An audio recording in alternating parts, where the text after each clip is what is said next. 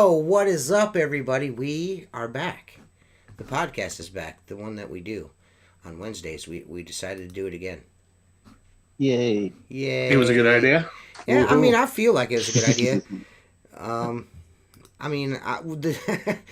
honestly, the jury's still out. We'll see. We'll see how this goes. We'll see how this one We'll goes. see what the this one ratings goes. have. What Yeah. happens to the ratings after I'm on? Yeah, for- because we might tank after this, man. I don't know. it We'll might. see. So, how was Seth? How was your break? Did you enjoy your month off? What did you do? Shoot, what did I do? A lot of work. July is a busy month. With twins, man, I'm just home a lot, so Yeah. just playing with them. It's been That's a fun time, but That's cool. yeah, they're cutting teeth right now, so Yeah, sleep's been. Jennifer's digging the pictures, between. man. Well, I figured once you told me she wanted to see a few, I was like, She's when I all get a good about. one, She I'll- loves babies, man. So that's her Yeah. thing. How about you, Tim? I seen you went on the beach, huh? Yeah. Did you enjoy Hilton yourself? Head. Oh, Hilton Head. Yeah, we got Okay. Hilton Head. We have vacation friends down there, so we meet Oh, up with okay. them. Yeah, that's right. You So meet it's with the just- same group of people every time, right? What's up, Yeah. Damien? Yeah. Jason? Yeah. So and then Jeff Clean, we Greg? landed a big contract. So I got a second story building I gotta go do. Oh, wow, dude. Hell yeah, brother. Hey, it's right around that time of year that he needs to get it done. Yeah. And Mark Nah, it starts on the 12th. And Mark is his JT's 21st birthday is today. This is Mark's youngest son is now 21, and they're out enjoying dinner right now. So Nice. I'm awaiting a text. I'll let one of the guys, either Seth or Tim, like if he wants a link, I'll send it to him. Just that's why Mark's not here. He's celebrating. Celebrating birthdays. So happy birthday to JT.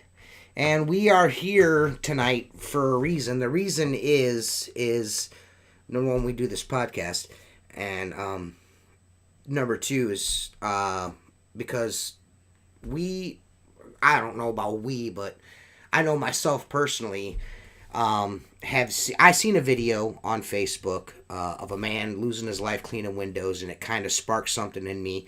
And I posted a video about it. This has been an ongoing thing, and then Kevin was like, "Hey, man, how about I come on the show and let's talk about this?" So Kevin Hargis is here to talk to us about not just water-fed pole safety, but just in general, this whole topic I feel like needs to be discussed level-headedly, and try to get the narrative out there that you can be seriously injured cleaning solar panels or windows or gutters or de-webbing a house with a carbon fiber pole. You could lose your life. It's very, very easy for you to lose your life. Even though it seems like the safe way, the easy way, as everyone, like with any amount of experience in this industry does, they tend to poo-poo using a pole because you're not on a ladder, you're a pussy. You're not hanging from a building, you're a pussy. Yeah, all that stuff. So I feel like it kind of gets glazed over. So there is an extreme chance you could lose your life doing this, and it doesn't get talked about enough, and that's what we're going to talk about tonight. So Kevin, there you go, buddy. We're going to ask questions, Yeah, but if there's something points that I want to make sure that you get the points that you want to get out across. I don't want to trample on you. I don't want to ask too many questions, but the floor is yours. No, the more questions, the better. Okay. The main thing that I want to get across is helping people to understand that how feeling safe can actually be more dangerous. And there's a lot of good that's coming from this. So when Steve Williams and I when Steve started the solar safety aspect of it, and then he brought me on, when we started talking about that you have to be safe, you need PPE, everyone just went, "You're nuts. This is dumb. You're never going to get hurt. You're never going to get electrocuted." And it took a while for people to start realizing that, that there is actually a risk there. And let's look at this. And then slowly over the last 2 years, it's been going on 3 years, because this would have been the IWCA convention about 3 years ago. Then people started to kind of take note, and whether or not they bought into it initially, which some people did, or they went back and they just sat on it. And then over time, they started thinking about it like, okay, well, maybe I need to look at this a little bit more. More people have bought into it and are at least becoming aware that there is the possibility of risk. So there is good things that come from all of this discussion. I have a problem when it gets monetized and it's like, oh, here's this latest and greatest thing, and now all the risk has been mitigated. So there's got to be some happy medium in there with raising the awareness, but also getting the right information into people's hands so that psychologically we can process it and benefit from it. There's a huge amount of it that the way we think as people, as humans, that goes into it, and we have to consider that.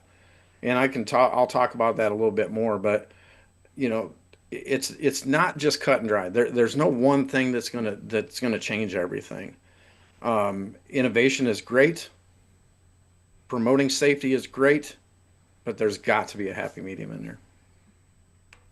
Awesome. Yeah, I think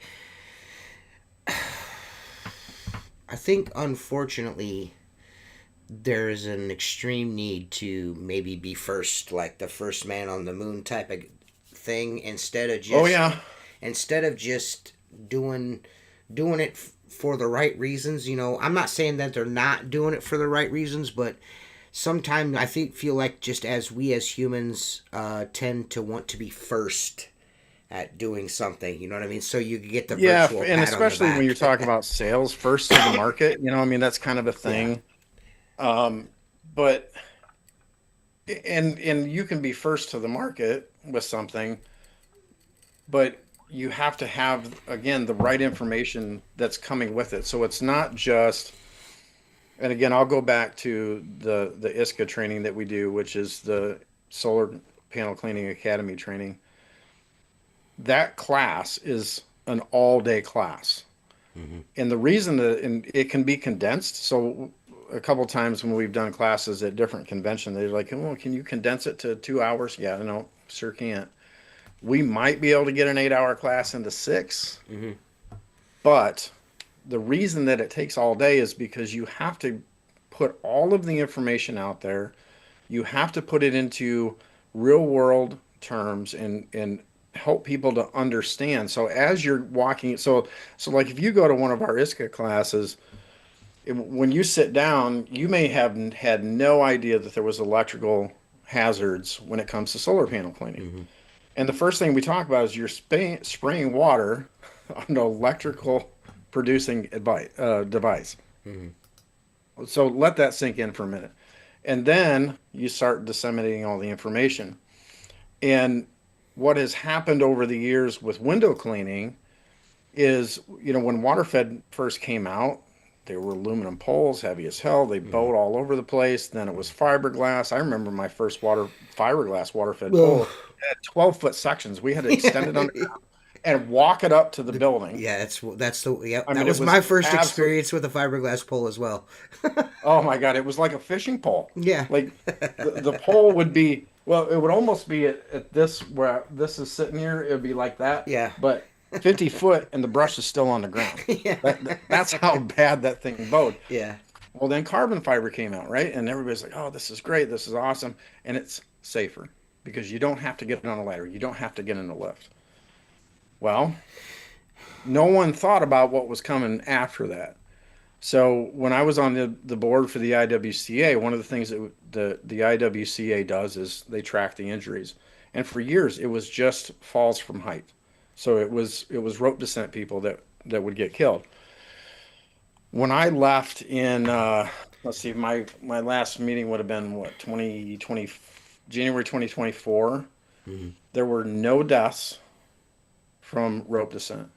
There was 5 from water-fed poles. The problem is then it either gets accentuated like, oh, okay, well, here's a cool thing to prevent that, or no one hears about it because when it comes to OSHA, for instance, if you fall off a roof cleaning a solar panel or cleaning a window, it goes down as a roofing accident because there's no category for either one of those. Right. If you get electrocuted cleaning solar panels or cleaning windows, it goes down as an electrical incident because there's no category. So OSHA hasn't even, it's really not even on their radar, and hopefully it will be at some point. Right. Um, Man, but you would think. when I you mean, start looking at it mhm. in a different light, like, okay, so we went safer because there's not people falling off buildings. However, now we're going a different direction. Now we've got to come up with something that we can help educate people. Yeah, because it's. I mean, if unless you're living under a rock, the carbon fiber pole and pure water window cleaning has exploded over the Oh boy. last 9 months. Exploded. Every 18-year-old whose dad's got a Maserati has got their water fed pole system right They now. don't you even know have what to I have mean? that. Yeah. On Reddit, it's at least once, if not twice a day, where somebody's like, "Oh, I'm 16." Literally, Yeah. I'm 14 years old. I'm 15 years old. I'm 16 years old, and I'm starting a window cleaning business. It's What do I crazy. need to know? Right. And the last thing that they're going to think about is safety. Yeah. It's literally the The last thing, last especially very when it because comes to you're poles. 15, you're going to live forever. You know what I mean? You know what I'm saying? Right. So I was. The barrier to entry for those kids used to be you had to get on a ladder. Most kids are unwilling to do that. Yep. Now, and water fed poles are a little bit more accessible, a little bit more like entry level stuff's in your price range. And I think it's like the new modern day, like, let's start a landscaping company. Right. Let's start a window you cleaning know, company. and I guess and this brings up a question, and I could be, and I'm going to say this, and I want Kevin to either correct me or agree with me or have his own opinion on it, but to me, and this is just my personal opinion, I know safety measures need to be put in place, but I feel like maybe I just feel like marketing or pushing a pole as if it can touch power wires and everything is cool is not the smartest thing, and I don't even know if that's the right direction for a pole to go into. Like, I want to make a pole that you can lay on power wires and it's not going to blow up. It's cool. There's so many other mitigating factors to that scenario. If that does happen to you, like water on the pole, like you said before we got on, humidity in the air, there's so much different things that could come into play outside of the pole. You could still get hurt. Like, even if you had the proper PPE on and you had your rubber gloves and your rubber shoes on, and you're doing the thing, there could be a pinhole in that glove and you're done. You know what I mean? Like, Correct. You're done. You know what I mean? Like, and is it smart or wise to try and push the equipment in a direction where you are going to have to be almost journeyman level certified to use this tool? I mean, so any bozo that's like, or 16-year-old kid or dipshit that, doesn't know his ass from a hole in the ground to be able to go and buy a piece of equipment that you can touch power wires with. Like, what are we doing? Yeah. Am I wrong in thinking that way? No, you're right. In the aspect of psychology, and I'll start off by saying this: I love psychology because how we think as people plays a huge factor into all of this stuff that we're talking about. So, like in this instance, what you're talking about is, in the psychological terms, would be risk compensation theory. So, when you come out, if you come out with a poll that says you can touch a power line and you will not get electrocuted, psychologically, you will take more risks when you think that there's no chance of you getting hurt. And there's a book called Traffic. Sorry, I'm not laughing at you. Tim's comment. He's so stupid. Crocs and 4x4s, they won't get blown off. Yeah. No, they'll just be melted to your fucking feet. Well, yeah, and I'll talk about that because people a lot of times, well, if I just wear rubber gloves, I can show you pictures of people that have gotten electrocuted from DC current on solar panels where the gloves melted to their hand. And you want to talk about a problem? Right. Getting that's that a melted terrible rubber off problem, your yeah. hand? Yeah. Yeah, that's a huge problem. But anyway, going back to that whole thought process, there's a book that I love that's called Traffic, Why We Drive the Way We Do. And essentially what that book talks about from psychological standpoint is the more safe things become, the less skilled we get. And it speaks about it from the Less traffic skilled standpoint, and more complacent. and the more complacent. So, there was a time when you drove a car that didn't have any seat belts, and then it had a lap belt, and then it had a shoulder belt. And now we've got cars that have all kinds of safety measures. Well, studies have shown that the skill of the drivers has decreased significantly. yeah. And if you look at the statistics, the number of people, number of accidents per vehicle on the road has not really declined that much. And deaths have not really declined that much when you look at all the safety things that have been brought in, because I'll tell you, dude. people drive and then they go, something will save me. I got something If I get pertinent to into an this. accident, the airbag will save me. Right. The seatbelt We will save me. My dad's, my stepmom, my dad's new wife, her son got married last Sunday. And we're all in the backyard getting ready for them to walk out. You know what I mean? They're going to come out. They're going to get married. And all of a sudden I hear boom, and then we see this black thing flying through the air and then land back down, and then we hear screeching. You know what I mean? Yep. Some girl, young girl, on her telephone, texting on her telephone to tell her boss I'm running behind, smoked this fucking guy just sitting there waiting for someone else to turn. I mean, she hit this, she didn't even touch the brakes. 55, 60 miles an hour. But I will say this, everyone got out of the cars okay. Everyone was fine. There was no injuries, just shooken up. But like you said, all those, they were safe, but she clearly, you know what I mean? She was so fucking complacent, like I can do whatever, you know what I mean? I'm going to, it's not, you got to be, at any moment, man.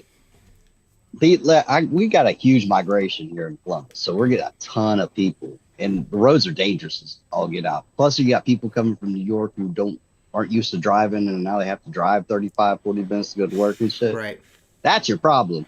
Right. That's the problem. And that correlates in this way is that you have all these young kids that are getting into the business that aren't used to having to worry about not being electrocuted, not falling off a ladder, right. Not, you know what I mean, and not, or just like, oh, it's just a solar panel. I'll be fine. You know what I mean? Like that, just like not aware of how bad a situation could become.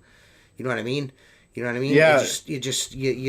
It's awful, man. It's all that video shook me, man. That video of that dude. Oh, that was rough. It shook me because I was sitting there thinking, I was like, dude, that is me.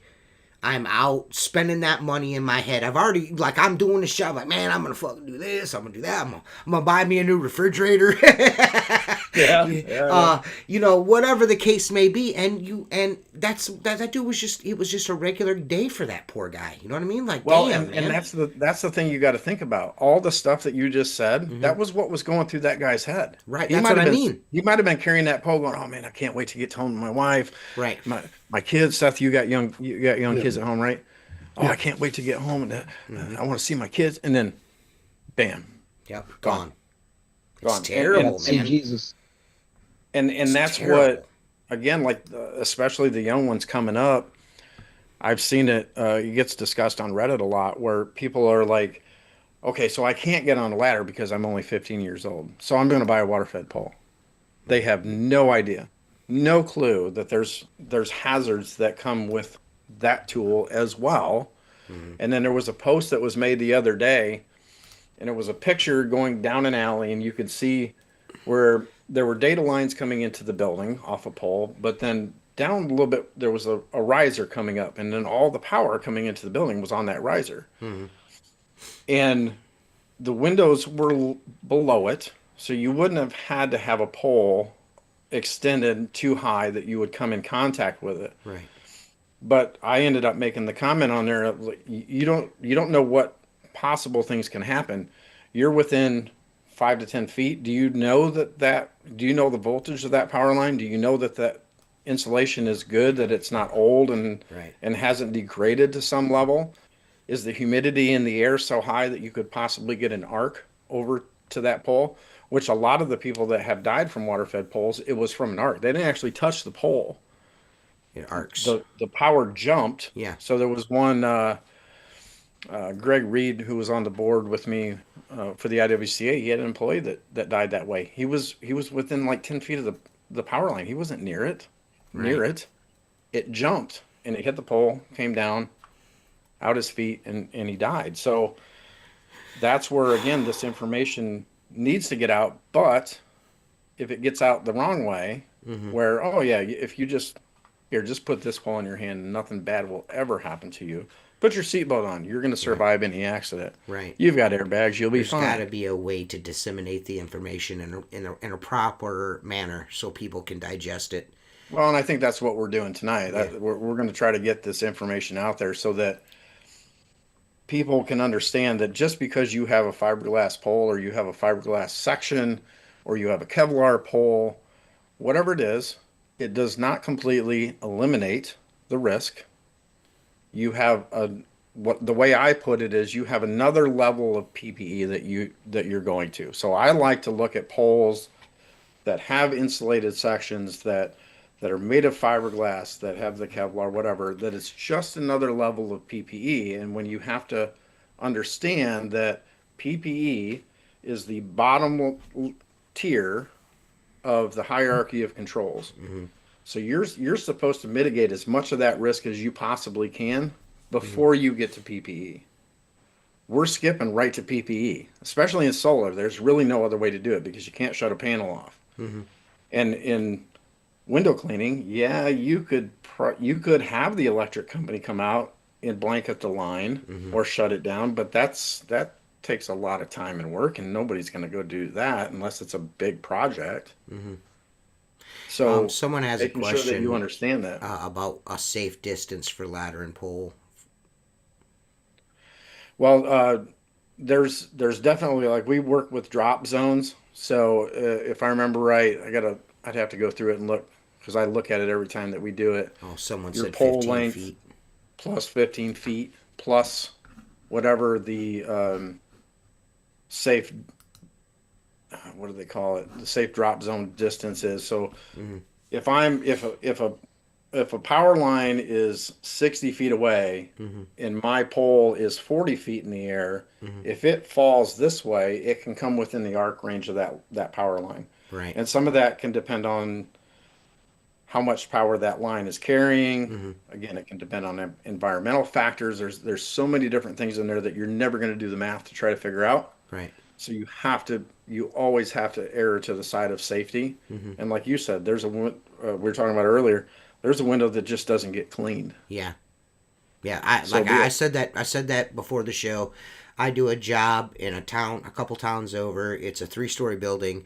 The power lines are within 10 foot of the facade of the building. Now I'll clean the second story because I'm well within range. I'm good there. You know what I mean? I'm safe in that. I'm still super cautious, but I'm safe there. There's I'm like at least 20 foot away from those windows, or those lines. But that third floor, they're just too close, and I'm just not going to do them. And if you want them done, you're going to have to either have the power company come out, shut them down, and blanket them, or I'm not doing them. You're going to have to hire somebody that's dumb. Because I'm not dying for 4 windows. It ain't happening. You know what I mean? It's not happening. It's not happening. Well, and the problem is that there's somebody that will take the risk to do it because most likely they don't understand it, That's it. Yeah. or they have a pole they think that will protect them. Yeah. That's, and I don't want to harp on that, but, you cannot market it that way. You can't market it that way. You just can't. No, You can't. and we never take safety lightly. So we were on a job, and Steve and I were on a job in Connecticut last week. That's why I couldn't get on the podcast last week. And it was a commercial rooftop. So the max voltage that we're dealing with on a commercial rooftop is 900 volts. We were wearing our Class 0 gloves, Class 0 boots. It's the one time, I don't know if you guys saw it, it's the one time that you've probably seen me with sleeves on because I was in arc resistant shirt that was fully sleeved, arc resistant pants. It's the first time in a long time that I've had long pants and long sleeve shirt on. But the reason is because we don't know what problems could be up there. There's all kinds it was a commercial rooftop. You couldn't see under the panels. Occasionally you can see if there's a MC4 hanging down or something like that, but the majority of the wrists you can't even see them. Mm-hmm. So when we were cleaning, we were in full protective gear to mitigate the risk that we could, because we dropped to that bottom And I level see of the even hierarchy see of the control. I see a lot on TikTok with the kids with the yellow safety poles. I see them grabbing the bottom section with their right hand and the neck section with their left, and it's like completely null and voids that safety section. That's like that safety section behind you. Um, the insulator pole there from Zero. That thing is long as shit. You know what I mean? Yeah, it is. And Yeah, it's long. and I feel like that's by design. There's a It is. reason It why it's is. so long. Yeah, it is, because it takes a lot to go from that section to the next one. Mm-hmm. Like you got to have the majority of the You pole got to, behind you, yeah. The and it's pole hitting is the going to be, ground, and yeah. It just makes it awkward. So it's not that comfortable. pole, that add on there really forces you to hold just the fiberglass. So Yeah, you know. yeah. And then like we were using it with the solar pole, which I have back here too, Mm-hmm. and that base section is insulated too. So we Double have the insulated there. insulated. Yeah. We're double protected. Mm-hmm. But again, that doesn't mean we took our gloves off. Right. That doesn't mean that we took our boots off. And it That doesn't doesn't make you a mean pussy for wearing all that stuff either, dude. You know that? It no, doesn't Yeah. it make you doesn't. a pussy for just wanting to go home and not be injured. And Maybe I've a And said you know that little. for what? You years know and what? Maybe a I'm gonna years. little. say this. I'm gonna say this in front of whoever ends up watching this. You're still cool too, Kevin. Well, You're thanks, sir. actually That means a lot coming from you you. know what I mean. You don't have to do dumb shit to be cool, man. You know what I mean. You're still cool, dude. No, I think more and more people need to see this stuff. I went to trade high school for electrical in our first, I think my sophomore year. Mm-hmm. They sat us down and showed us a video. Mm-hmm. Pretty graphic back in the day. Mm-hmm. People turn off panels, standing in water. I saw a comment where someone said work boots. That ain't gonna save you, brother. Right. Nope. Work boots are not. All that does, again, that's a false sense of security. Like that you will melt. So Yeah. and you're talking, at the panel, you're not talking the power you're hitting on commercial buildings, Mm-hmm. even what's entering into a house. Mm-hmm. It's, you know what I mean. Before you Yeah. get to that panel, Yeah. you're not I went through the you're not as same. safe as you think you are. Yeah, the same safety videos, but one in construction or carpentry. But there was a little bit of electrocution, but it was mostly guys falling and hitting the fucking ground extremely hard, which was traumatizing. You know what I mean? Yeah. So It scared the Yeah. shit out of me as a hey, kid, man. when we went to school, went to school like the 80s and 90s, they just showed you like bloody car crashes. Yeah, and people shit. just You know what I dead, mean? yeah. Like, yeah. There Remember was those no like fucking driver's feelings. training videos Yeah, where they yeah, showed dude. Those people going fuckers were through the gross, windshield? dude. Yeah, dude. Yeah, dude. Well, that's different cars too, though. Right. You know, Yeah, that's true you as wreck well. those. Those A were lot different yeah. cars. Jason Lehman wants to know, Kevin, where do you get the proper PPE clothing? Where's a source for the proper boots, gloves, shirt, pants, hootie doo? So it's tough to find it. Mm-hmm. What I can do is I can put up. Is there a reason for is there and this goes back to what I was saying earlier about the level, like the claims or the invention, the advancement of these poles. Is it kind of like a thing where like it shouldn't be easily accessible because you want somebody that's got the Yeah, to training some degree. necessary to have that kind of thing? You know what I mean? Like I can't go to Home Depot and buy a lineman's pole to break this high tension Correct. wire out here. You know what I mean? I can't do that. I Right. can't, like me, Joe Schmo. Like I want to shut my own electricity off. I could snake my drain. Why can't I shut my power off at the pole? You know what I mean? Yeah. Look, I'm nervous going down to the breaker box and throwing that main if yeah, I dude. got to. Yeah, I'll be dude. honest with you. Yeah. I Hey, put listen. my class zeros on Yeah. and my dielectric boots on. and I'm Listen, going dude. down No. the aisle like- Hey, listen. I got something for you right here. I went and did the most mundane of tasks over, and this goes back to I need to buy a refrigerator thing. Trust me, I've already bought the refrigerator, guys. I already had the refrigerator bought when I posted that. I went. My water heater burst. It was leaking. I needed to change the water heater, so I go to change the water heater. I live in a house, an old ranch home that was, stick framed in the 50s. I go to change my hot water tank, and, I just took everything apart, and one of the copper lines on the hot side come over without me knowing, because I pulled it out. I walked outside with the water heater on the cart, and Jennifer comes outside. She's like, every light in the house is blinking. There's something wrong. I'm like, what? She's like, every light in the house. I'm like, okay. So I walk inside, and that copper line is arcing on the aluminum air duct for my furnace. I'm like, what the fuck is going on? So I pull it off, with a stick, because that seems safe, you know what I mean? Because I'm an idiot. But but I grabbed it with a, pushed it over with the broom handle or whatever. And, Yeah. yeah, dumbass. Anyways, come to find out, because I could pour concrete, I could lay block, I can put the sill plate on and build that shit all the way up to the top, even plumb that sumbitch. But when it comes to electricity, I ain't got a clue. Well, apparently, back then, they used to just ground the electrical box to the closest water line because, it goes underground. I didn't know that. So my hot water tank in my house, guys, completes the circuit for my whole house to operate. My hot water tank. If I disconnect the gas line, I lose conductivity. You know what I mean? That ground is gone. You know what I mean? Like, you know what I mean? Like, I'd have never known that. I mean, you know what I mean? Like, that just goes to show you that just because you think you know, you don't fucking know. And something as simple as taking your hot water tank out will cost you a TV and a refrigerator and a $1,200 microwave. Yeah, and really, that's what we run into a lot of. It's what you don't know that's the problem. Mm-hmm. Now it could have been a lot worse for me. I could have been electrocuted and fucking died. And you know what I mean? Yeah. Changing my hot water tank. Mm-hmm. Right. Jeez, dude. Yeah.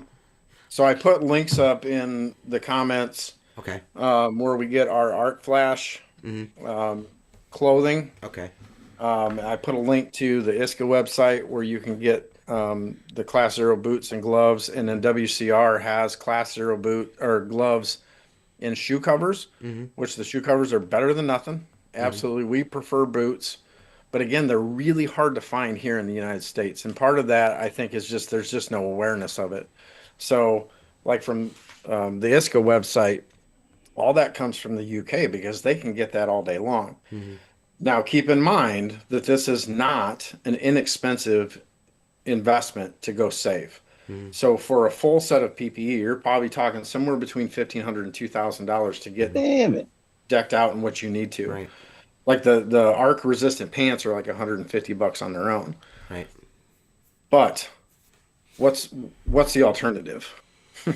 Yeah. You know, and that's where people tend to look at like, okay, that costs a lot and I can't afford it. Mm-hmm. Well, can you afford not to come home tomorrow? Yeah. Can you afford to be in a wheelchair for the rest? Because like, depends on what that life insurance check's going to be for them. You know what I mean? Yeah. Well, that's really where you're at with it, to be honest. Yeah. Yeah. I talked to Jason extensively when we were at the show. Mm-hmm. You know, and as far as we know, he's the only survivor of an electrocution from water-fed poles. His life is not peaches and cream. Right. He's had so many surgeries that he's become immune to the anesthetic. So they've had to come up with all different ways to even knock him out to give him more surgeries. Right. He's had so many surgeries, he can't even count, I don't think, anymore. And the amount of pain and the amount of mental anguish that goes with all of that. And not to mention the emotional side of that. I mean, you know, he's not whole. Can you imagine being his wife? Yeah. Can you imagine that? Yeah, I just, he's not whole. I mean, and she's got to deal with that psychologically. You know what I mean? Like, that's a lot, man. You know what I mean? Well, he's got to deal with that psychologically, too. Think about what we're taught as men, how we're supposed to be. Yeah. And you can't be that anymore. Right.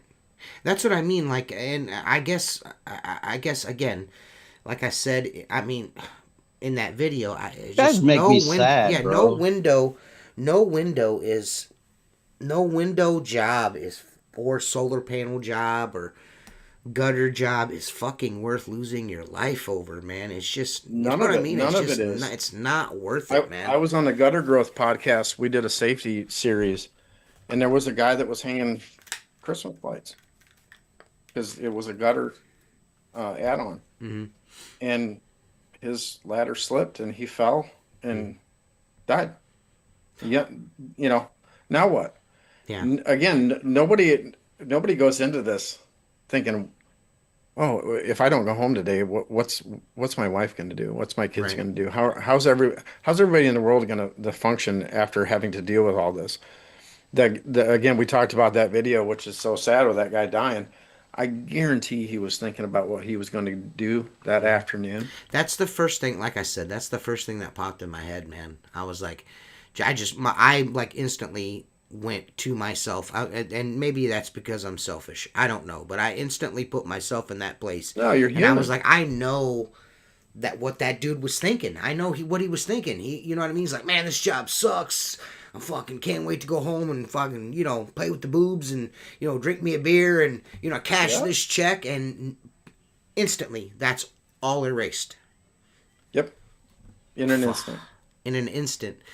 And it just, like I said in the video, and I'll say it here, when I go do a job, I found, and maybe I found myself doing this as I've gotten older, and more aware of my when I get out of the truck, that's the first thing I look like. How am I going to do this and go home?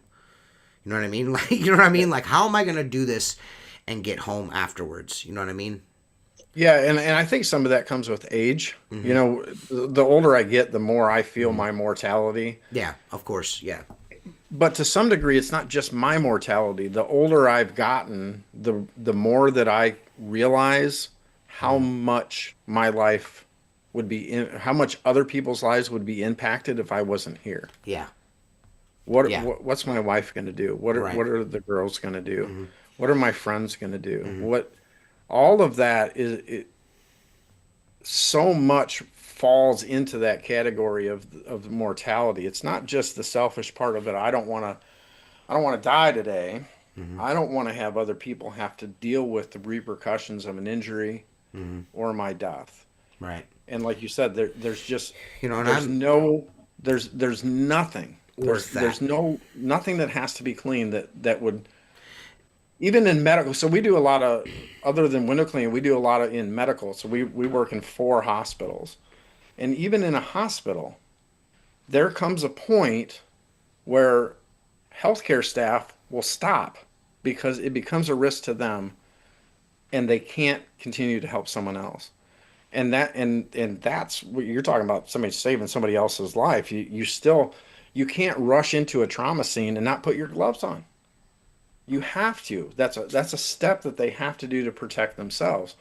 And it's the same thing here. And I think one of the things that I see like with all the stuff that comes out, and especially what I will call the over marketing, the overestimating of the safety is that gives people an illusion of control. You're going to go out tomorrow, and because you have this Kevlar coated pole, nothing bad is going to happen to you because I can control what's going to happen to me. You still can't. Yeah, you still can't. Yes. All you can do is mitigate risk. And That's that's really all you where can do. that's the key. That's where we have to really try to get people to understand is mitigate the risk. Administrative in operations and then you go to your polls. So the administrative level of mitigating risk is what you were talking about, TJ, with going to the customer saying, I'm not cleaning that window. I don't care if they came to you and said, well, then we're going to cancel the contract if you can't clean those 4 windows. What are you going to tell them? I'm gonna be like, I want to go make that. I can easily go make that. Me in my position, I can easily go make that money somewhere else. It's not worth it to me. My exact words would be, it's just not worth the risk. I'm not, if you have to find somebody else, you have to find somebody else. You know what I mean? Yeah, and that's what we would do. So that's an administrative level where we're saying that we're simply our our standards for safety will not allow us to work in that environment. I've gotten, I get it. You know what I mean? I was hungry when I started doing this. When I got into this industry, I was hungry. I think we all My were. kids were young. Yeah. I wanted more. You know what I mean? I was pushing, and I made some decisions that were not good. You know what I mean? And but I will say I never made the decision to work near a power line. I never made that decision. You know what I mean? I've never made that because electricity has always frightened me. It always has. You know what I mean? I've been popped. It before. should frighten you. You know what I mean? It should, and that's a lot of people don't realize that. Like, it's frightening. You should have a healthy fear. Yeah, you should have a healthy fear of electricity and heights. You just should. You just should. You know. But think about it. When you first started out, did you see how close a power line was then as you do now? Going to school to be an electrician made me hyper aware of it. But working with like my brother when we came up at the same time, man, like he didn't have the same fear of that. I mean, he still is someone I have to wrangle. You know what I mean? Because it's like he just some people have personality types that are like don't think about it. I mean, there's like the biggest thing I do with all my guys is like when you get to a job, assess your surroundings before you even start doing anything. But to your point, I mean, I took risk on ladders. I took risk on heights a lot as a younger guy that I would never do now. That's same here. Same. I mean, you know what I mean? Like working by yourself, doing stupid stuff. Absolutely. I'm not going to guilty of that. I'm not going to tell anybody that I never got to the top of a 40-foot ladder and hung out as far as I could with 1 foot going this way, hanging over, trying to reach that one little so I don't spot. have to move that enormous pain in the ass ladder again. Enormous pain in the ass ladder that's got 2 2x4s underneath it on one end. That goes into something man. like a lot of people. I get a lot of shit about how much I use a pole. I use a pole to try to stop being on a ladder, but with that, I mean, there's still a layer of danger there using a pole. You know what I mean? There's still that, as we're talking about, you know what I mean? You cannot be complacent. Even though I feel better when I'm on the ground and not dangling in the air anymore, I try to not get on the ladder as much as possible. But that pole, I'm still in, you know what I mean? I'm still putting myself at risk if I'm not paying attention to what I'm doing. Yeah, and it's really about the mindset because now there's a lot of safety training that's come out. And this is coming from a safety training guy. So I'm a certified trainer for ISCA. So we do a certification class for solar panel cleaning. But there's no certification in the world, anywhere, that equals invincibility. You can't get certified in something and walk out and not do a JHA, not consider your surroundings, use whatever method that you want, and be completely safe.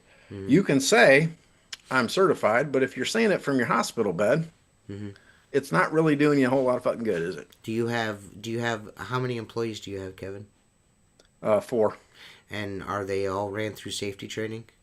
Oh, absolutely. And their number one fear I need to do, like, is my safety training is me. You know, I mean, it's really I need to get them in safety classes. I've put it off for too long. You know, it's to the point. So Taylor is our field operations manager now. That's my daughter, and before I can even get talking about when we're just kind of dragging the stuff to there's one. It's an apartment complex that we do, and the roadside. It's within a drop zone of power lines. And before we can even get the hoses over there, she's talking to everybody else going, okay, whoa. There's power lines right there. Right.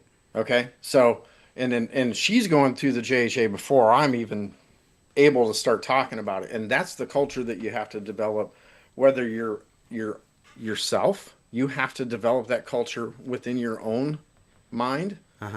If you got 1 employee, if you got 10 employees, if you got 100 employees, it really doesn't matter. It's a cultural thing that you have to develop. Yes, we've taken you through the safety training. However, there's been 1,000 things that have went through your mind since we could have done it yesterday. and there's been 100 things that went through your mind till we get in this job today. Where is your head today? Right. If you're thinking about the argument you had with your girlfriend, if you're thinking about how you're going to pay your truck payment tomorrow, if you're whatever it is, if it takes you out of your game and you're not paying attention to what's here, what's over here, and it's not just electrical safety. We went to a job last year and there was a massive hole in the yard and you could hardly see it, but it would have broken an ankle. Took it to the maintenance staff. They're like, we didn't even know that was there. Came out, we stuck a cone in it. Sometimes we're the safety, we're the first level of it. Right. That's all that stuff plays into that, but it's especially important when you're talking about. I was telling myself when I posted my last video using a water-fed pole, where I was talking about putting new clamps on my pole. If I talk about a water-fed pole, or I'm in a video reviewing a water-fed pole, or brushes, that I've told myself from here on out, when I end the video, that's every time I'm going to remind people that they have to be safe. You know what I mean? I just, and another thing I really, really want to push on people is it's not going to hurt you to drop that pole halfway down and move it. You know what I mean? It's not going to hurt you. It might take a few minutes off your day, but man, if you just lower the pole, you know what I mean, and walk with it once it's lowered and then raise it, I could see if you're on a wall of glass and you're moving from window to window, but if you're going around a corner or something like that, what are you doing? Just drop the pole. Just bring the pole down. You know what I mean? Just bring the pole down. Man. And again, from a psychological aspect, what happens is if you skip a safety step one time, what can start happening is this normalization of deviance.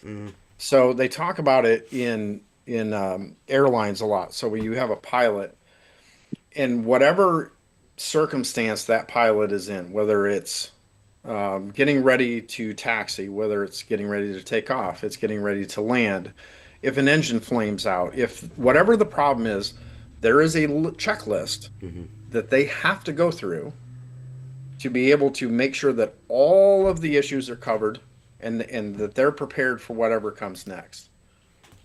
And what can tend to happen is you're like, I've done this 1,000 times.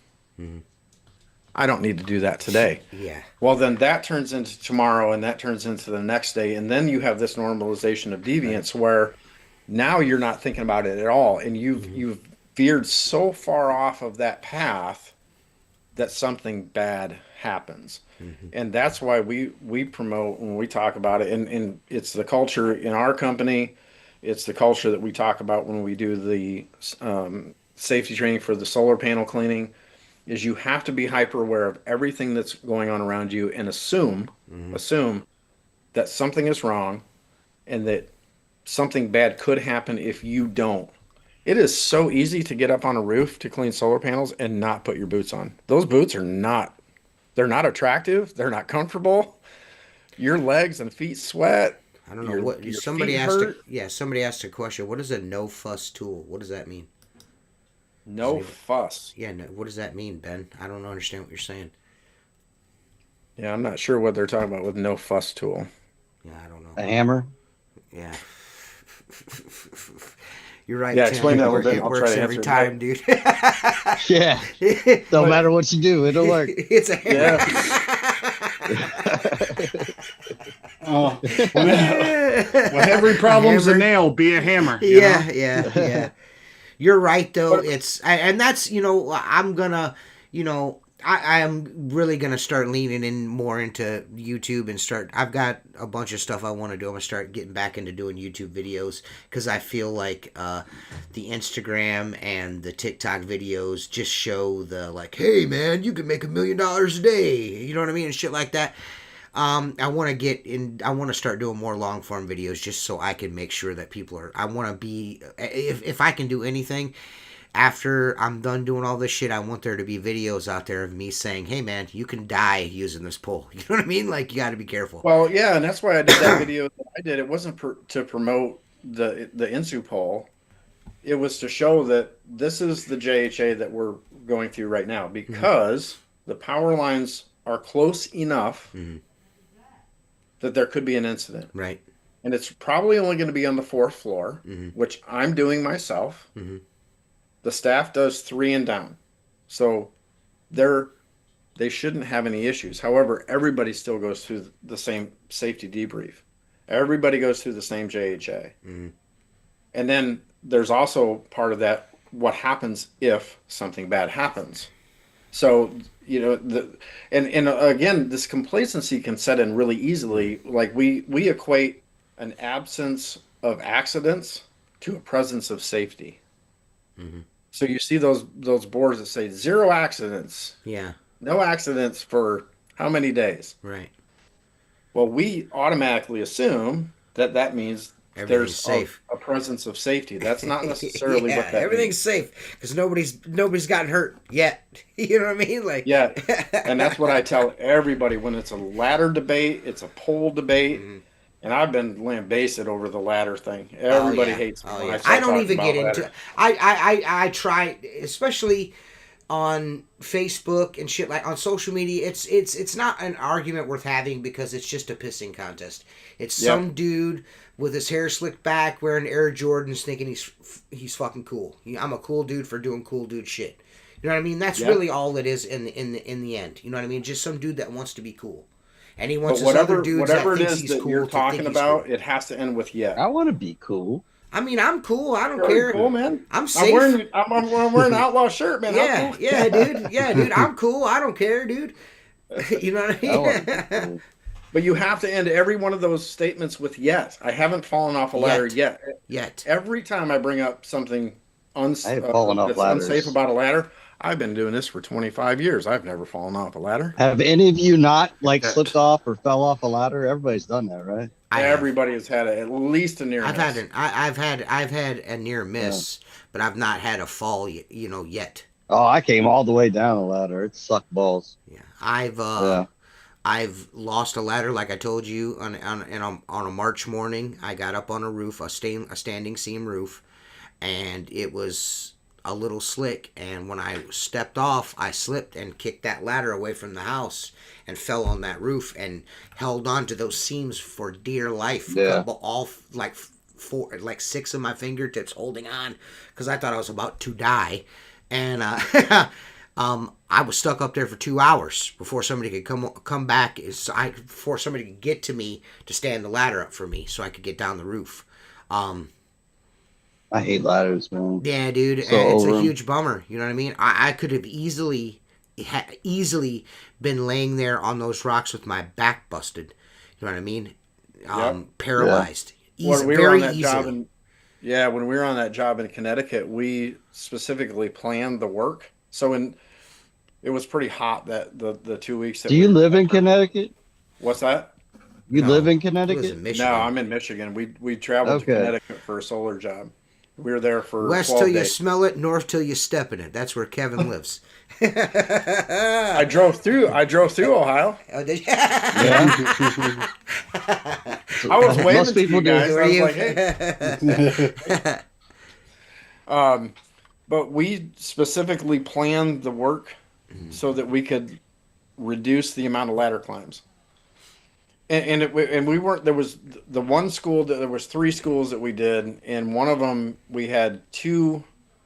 We had to climb up onto a roof, and then we had to climb up onto another roof, and the height was just to that point of, and to climb the second roof, you had to have your ladder on the gravel roof below. Mhm. So we planned the work and the breaks so that we weren't getting off. One of the schools, it was relatively easy to get up and down, so we would take a break in the truck or off site. But for the most part, it was like, how can we reduce the amount of ladder climbs we have today?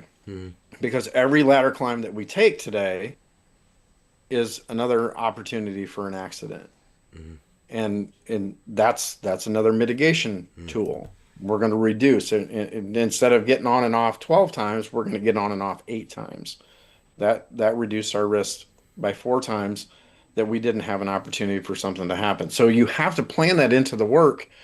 And especially when you're a young go-getter, you just don't plan. You're just like, I gotta go make money today. Yeah. I don't know how many times I see people on Facebook, Reddit, any other social media where they're like, I need this, this customer is gonna pay me tomorrow and I need the money today. Well, you're Right. hustling for your dinner.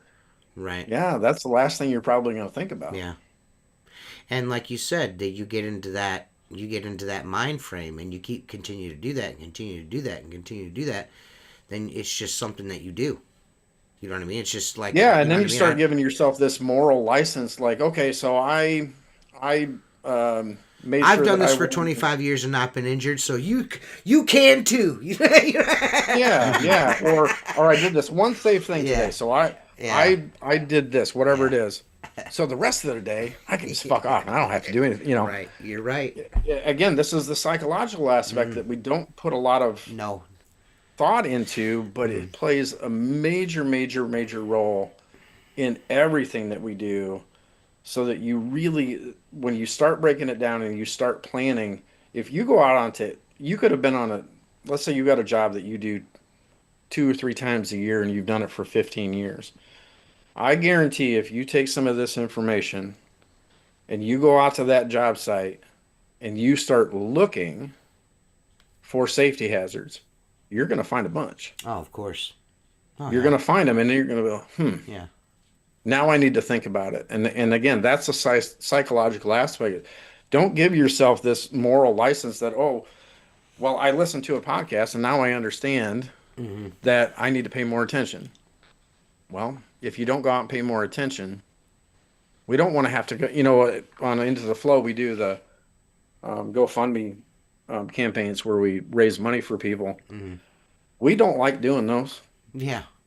Yeah. because somebody got hurt, somebody died. Yeah. It'd be nice if you didn't have to do any of those. It awesome. would be outstanding. I feel And- and then that's a good thing about this community. But the bad side of this community is, I really, like I said, but I don't know if I said this during the show or before the show, but the mentality of like I'm gonna get on social media and out with my hiking boots and my jean shorts with no shirt on and hop around in this lift bucket with no safety gear on and do all this dipshit stuff in front of all these people, and everybody's gonna think I'm a cool dude. I try to. I mean, we all, not just me, but everyone. We got to try to at least like just remember who's watching us. You know what I mean? There's a young guy. There's a young guy that's set a good watching example. you. Yeah, one young guy that's watching you. And it's like, fucking Steve-O, the window cleaner, is the coolest fucking dude in the world, and I want to fucking be as good as him at cleaning windows, and I want to do what he does. And if you're not setting an example for that dude to at least like take care of himself, what are you doing, man? Like, what are you doing? Yeah. You know what I mean? Like, Yeah. and the dudes that reinforce that fucking behavior, you know what I mean? Like I said, everybody can say But it's whatever not they want popular. about it. Who wants to watch a YouTube video about safety? Well, Everybody I'm wants not. to I'm watch not. a YouTube video Listen, about there's a making way. money. There's a way to do a YouTube video or a TikTok video and still be There is. mindful of what you're doing. You don't have to be like. You don't have to wear your bow tie and your fucking button down shirt. You know what I mean? You don't have to do it that way. You know what I mean? You could do it. You could do just lead by example. Period. You know Yep. what I mean? Like Yep. you don't have And- to and- smoke Marlboros and cuss like I do, but you could at least, if you're gonna do that, do it safely. You know what I mean? Like, you know what I'm saying? Be safe about it. You know what I mean? Set a good example. You know Smoke what I the mean? filtered Like, ones, for God's yeah, sake. but you know what I mean. What I mean by that is you could still be No, I get it. yourself and still be. You know who you are as a person, but while you're doing the work, at least do it in a manner that's safe. There's nothing wrong about being mindful. Yeah. Being mindful of your surrounding, being mindful of just what Of you're who- doing. and you know? then Yeah. and the message that you're Sure. portraying, that's really one of the most important things. Is if everyone is mindful of, hey man, you need to be safe doing this, or like, hey, I'm this is not safe, or there's a safe way to do this and I'm not doing it. You know what I mean? Like, at least be mindful of it. Don't go out and say things that are just not Exactly. You know, Exactly. not And to that legitimate. point, the smartest tool in the world can never replace mindfulness or No. awareness. Never. And if we start talking about that and Yeah. saying, look, we have been doing this. So I'm going into next year, I'll be doing this for 40 years. Right. I've seen a lot of stuff and I've done a lot of dumb shit in my life. Mm-hmm.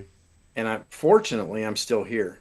If you can learn from me, Mm-hmm. everybody that I do consulting with, everybody that goes to one of my training classes or goes to one of the classes I do at one of the conventions, they're like, "Oh, how did you learn all this stuff?" I fucked up a lot. I did a Right. lot of dumb stuff and I screwed it up. And basically, what I'm telling you is a whole lot of ways not to do it. Mm-hmm. There might be one really good way, but there's more than likely several good ways to do it. I can't tell you necessarily what all of those perfect ways are, Mm-hmm. but I can tell you a whole bunch of ways not to do it. Right. And part of that is that's awareness. Right. I was up on the tall ladder. I was too close to power lines. I Mm-hmm. was cleaning solar panels without any PPE. Mm-hmm. I got lucky. Mm-hmm. So let's just raise that awareness, keep that mindfulness.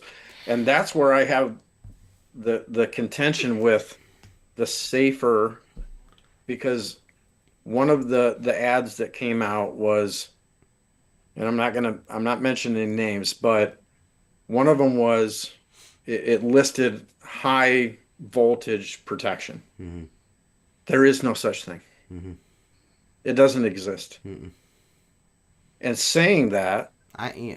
tells people that you don't have to be It aware gives of your it surroundings. it sends the wrong fucking message. And in my It does. opinion, and I, like I told you before the show, I shot a 30-minute video kind of really drilling into this entire situation as far as the advertisement and stuff goes. And I'm not going to mention names, but and I ended up not putting it up, you know what I mean? Because I don't want to, I'm not trying to destroy anybody, because I feel like kind of doing that yourself, but just the message is wrong. I feel it's almost, it's criminal. It is. It's criminal to me. It's It's liable criminal. action. It's Yeah, liable. yeah, that's It's how criminal. I would view it. It's Yeah. criminal. What I you're mean, I saying think a court is would not do true. it the same way. You know, What's that? I think a court would see it as liable. Oh as yeah, well. I you're mean, you're opening 100%. yourself up yeah. to We so live much in a very liability. litigious society. I would But not. not only that, I- you're li- gonna leave yourself a legacy of death. If someone injures themselves on something that you've said and they lose your life, that's your legacy. Well, it doesn't And that's sound like not there's good. many injuries from waterfed pole. It sounds like it's mostly deaths. So Right. It's literally the pettiness of advertising off somebody died. Yeah. It's Yeah. bad. Yeah. It's pathetic. You're the reason that our You know what show were you coming back is about safety. Well, that's the an ethical reason. issue to me. Well, Kevin, you were saying earlier, you did mention earlier that the one gentleman is the only guy that's survived. Yeah. There's only one dude that we know of that survived.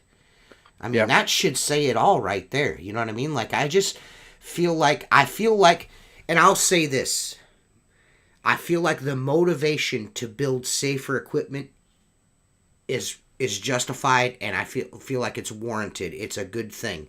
However, Absolutely it is. the delivery Absolutely. and the claims need to be dialed back. You need to be super thoughtful of who is listening to you.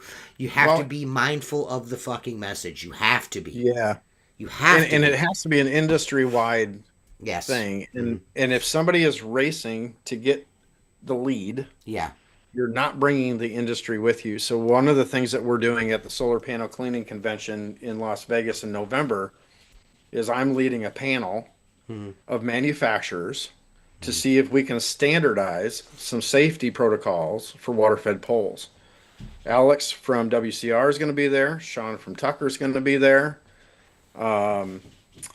Who else did we have? There's 2 or 3 other people that have committed that they will come and they will talk about it, and they're manufacturers and distributors of water-fed equipment.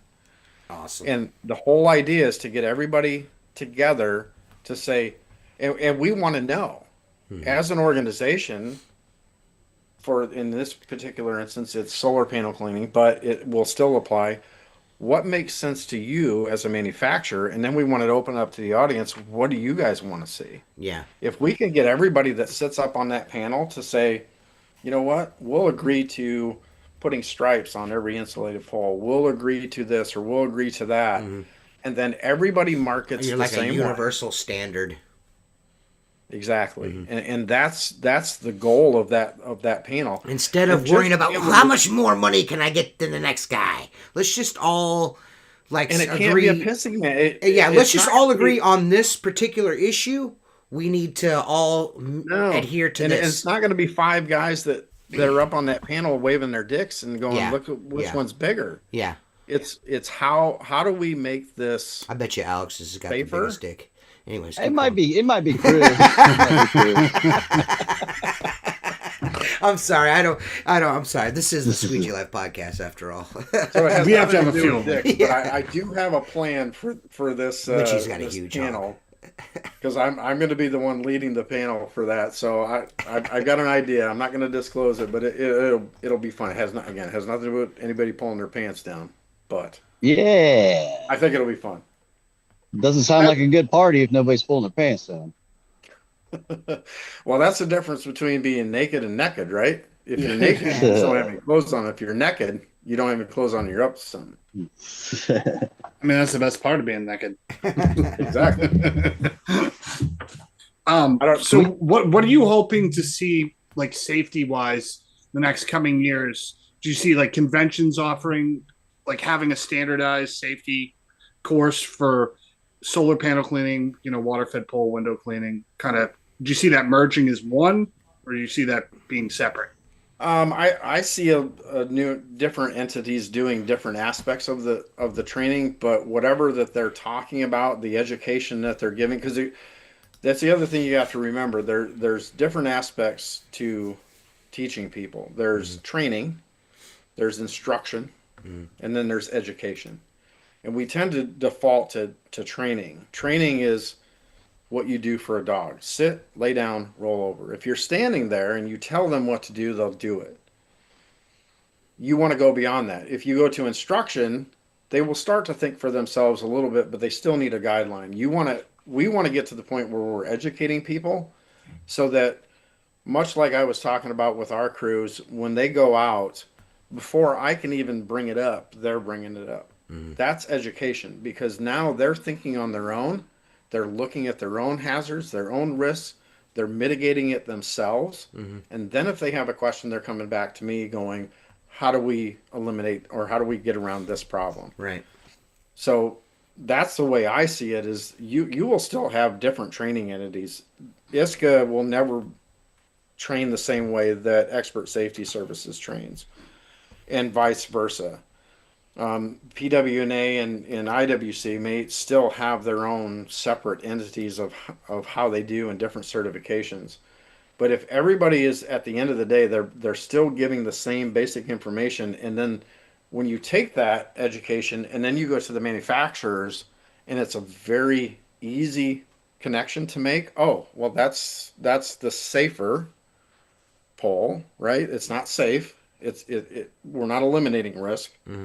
It's another level of PPE. So I need that pole that has those stripes or that color, whatever it ends up being. I still need my gloves. I still need my boots. We, like on that job that we were on in Connecticut, there was a couple spots where we had to get close to the panel to inspect underneath it. We have an electrically rated hard hat with an arc flash. Need to just mask be that lightning comes- bolts all the way around the base of the pole.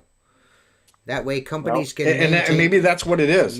Companies and can we don't maintain. really I care. get the colors thing. I get this is our color. This is their color. I get that part of it. You know what I mean? But maybe everyone's got to have a bunch of lightning. Well, I don't know. That could be construed as white supremacist pole. I don't know. Hey, just put a Whatever it swastika on it. It'll be You know what I fine. mean, though. You know what I mean. Yeah, whatever it becomes, as long as it's not completely kosher. Right. We just want to have a kind of right. this basic standard that everybody will adhere to, and no one is going back and saying, well, their poll's not safe enough. Their polls. There has to be a standard, and eventually we would love to see to where we can get OSHA on board with something like this, where they actually put a standard out there You have the American Ladder Institute. They have a standard for ladder use Right.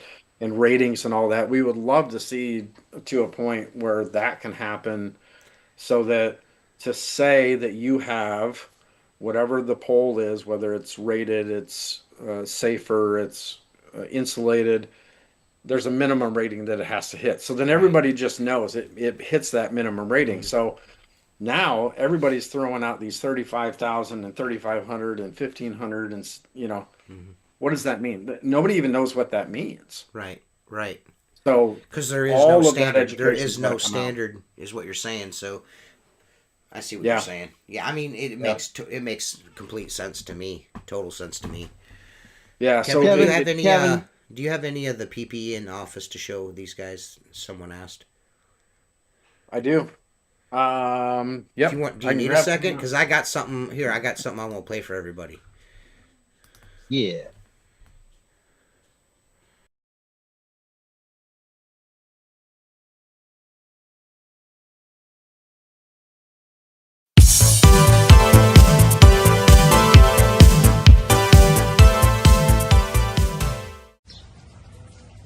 Oh man, this feels so good. What are you doing? I'm sitting here taking a mist. I installed the misting system into the purification system so that I could cool down on a hot day. But you know what I was sitting here thinking about? What was that? I was thinking about the leaded glass windows over here on the house. You mean these? Or these. How do you clean them? You know how I clean those? With these handy dandy products. My spray away cleaner, my automotive mix, and my blue surgical towel. Now this auto mix you can get at your auto parts store, but Craig, where can we get these other products? I'll tell you what. I think I know just the person who could help with that. Hey, TJ, can you provide a link for those products from windowcleaner.com for the fine folks who are listening and watching? I sure can, Craig. All you have to do is click the link in the description of this video. It'll take you over to windowcleaner.com, where you can find all your window cleaning needs in one spot at the lowest prices guaranteed, with the fastest shipping available in the industry. No problems at all. So thanks again to Craig and Grace, and let's get back to the show.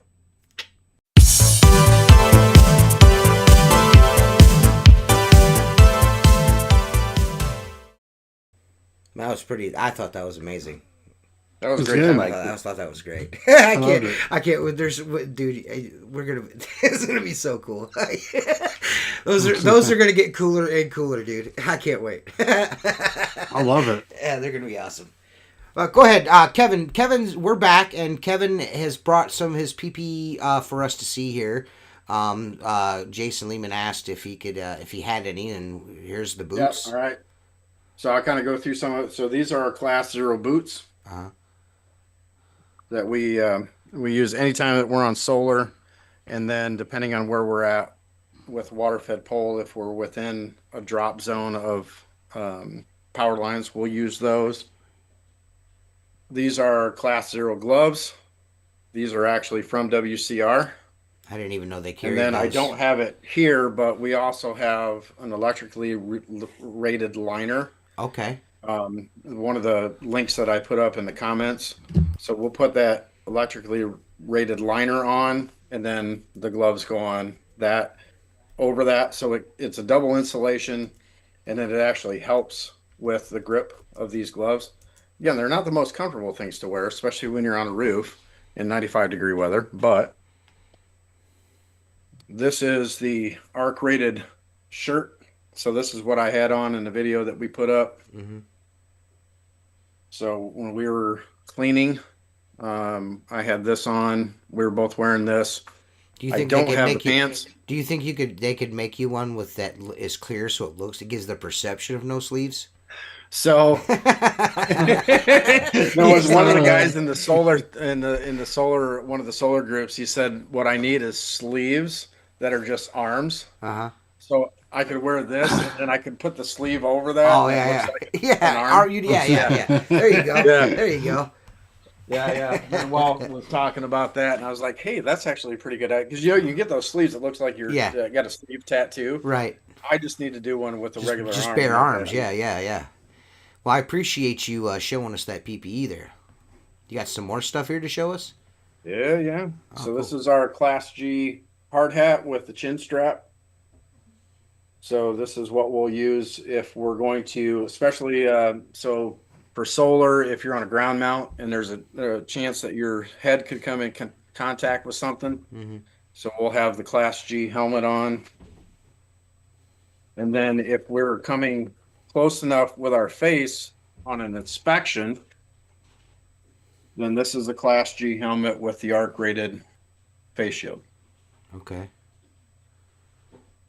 So this most likely, if you're that close to a power line cleaning windows, you're too close. You're not going to need that. But as far as solar goes, that's what we'll use when we're having to do visual inspections and we're close enough to the panel, either the underside or any side of it, that we want to protect against any type of arc flash. So that's the main PPE that we use. And again, if that's the gloves and the boots, even if we're doing water fed within a drop zone of a power line, we'll put those on. Awesome. Man, dudes, I feel like this is super informative, man. You know what I mean? Does anyone have any questions that's watching right now? And of course, if you're watching this later on, which usually typically happens, people watch this the next day. If you have any questions or comments, please leave them. And if it's something that I cannot answer, I will reach out to Kevin and I will say, hey, there's a comment on our last podcast. Can you go check it out? And I'm sure Kevin will go and check it out. Well, and if there's enough questions, make a list of them and we'll do another show. And okay, that's cool, man. I appreciate that, man. We'll do a Q&A. Cool. I like that. I like that idea. Yeah, absolutely. I was telling the guys, I want this to be, I mean, you know, we are the Squeegee Life podcast. Everyone knows that we're a bunch, this is the dick and fart show. Everyone knows that. But, I do want to make it a regular occurrence for us to talk about things like this, because I feel I have an obligation after, you know, I'm kind of like in somewhat of a spotlight in a way. Sure. I've afforded a spotlight to do this after many years of being on social media, and I feel like I have a certain responsibility to the guys that watch my stuff to make them aware of these safety concerns. You know what I mean? And maybe me saying, I mean, the tattooed guy that talks about Alex having the biggest dick on stage also thinks about not being electrocuted or not falling off a ladder or just doing shit safe. You know what I mean? That way, if I can convert dudes to talking about it, maybe those dudes can convert other dudes as well to talk about it and be aware and be safer on the job. So we all get to go home at night and cash that check and grab that titty and drink that beer or whatever the case may be. You know what I mean? Like, that's the main goal. Well, yeah, and I'll add to that. It's nobody was shy to the fact that we all didn't get along for a certain period of time. Yeah. That Chris and Alex and I didn't get along, Right. and that we had our differences. Is it because you're a Wolverines fan? I feel like that. No, I'm a you're Notre Dame Wolverines fan, buddy. He's a Notre Dame Oh, fan. that's even worse. Yeah. Fighting My Irish, dad- baby. Worse. my dad's a fucking Irish fan too.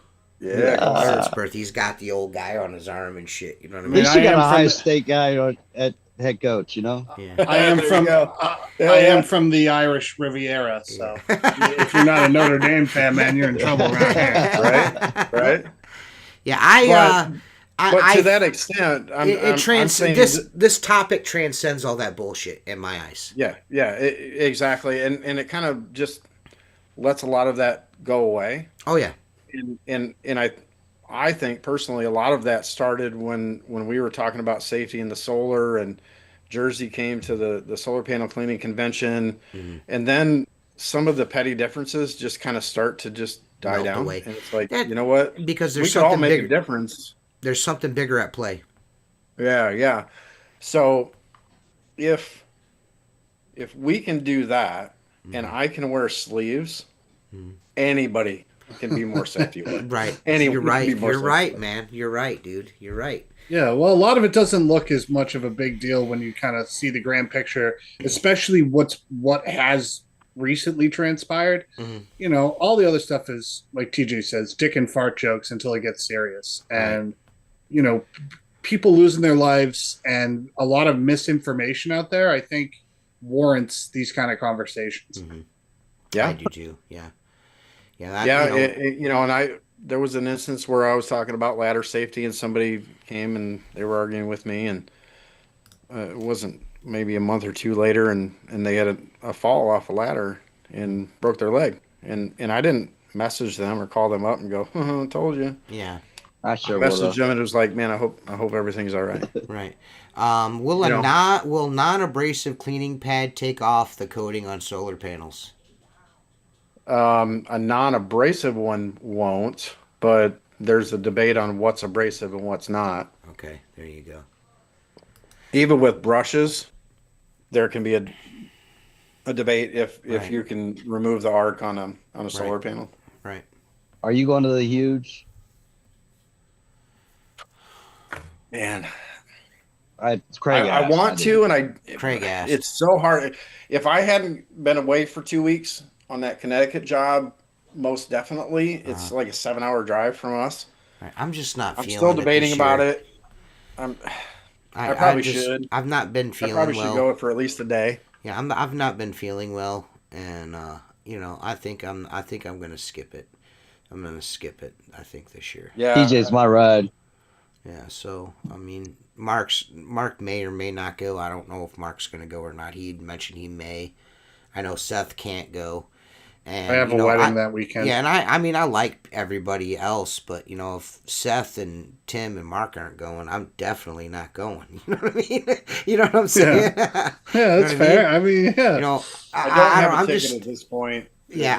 I'll say that much. I really liked seeing everybody and everything like that. Of course, you know what I mean. But there's always next year. I wish there would. Well, be I something look else like we I could look do. like a shit show if Seth's not there. Yeah, Because I'm not going to definitely. be the only idiot drinking. Yeah, that's true. Yeah. A hamburger. I Last hope year you might have feel been my better. last hurrah on that type of drinking. Yeah. Yeah, I was. Yeah, I I'm think just those are glad days that behind me. I'm super thankful that of course that everyone is here watching and continues to watch this after all these years.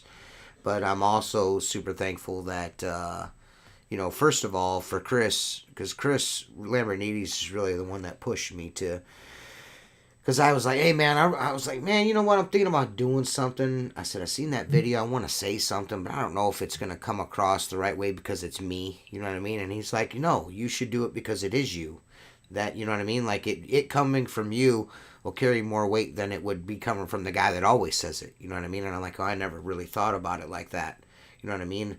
So I'm just thankful that everyone like Kevin reaching out and saying, hey man, I'll come on the show and talk about that, extending that olive branch and saying, hey man, I'll come on and we can talk about this. You know what I mean? And I think that's cool. I'm super thankful to everyone that's watching, anyone that shares this, comments. I really feel like, it's a very important that this gets talked about more. You know what I mean?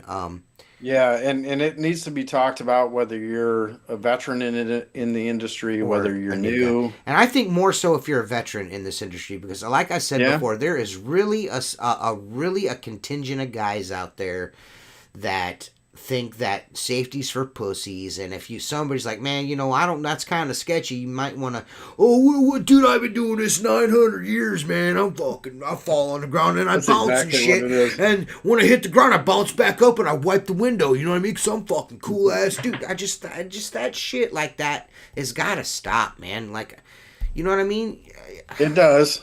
And I don't know. I don't know if there's a good answer to stop it, because you're always going to have that. Yeah, but one this is my cowboy thing that- though. If Kevin wants Hargis attention. gets on the ladder picture and says, "Man, that's not safe," he doesn't need 40 guys replying about him being a pussy for saying that.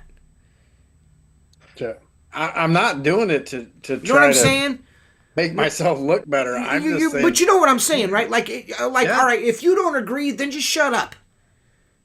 You know what I mean? And let Yeah. let guys that do appreciate what he's saying, let him say it. Just let Kevin say it. Let me say it.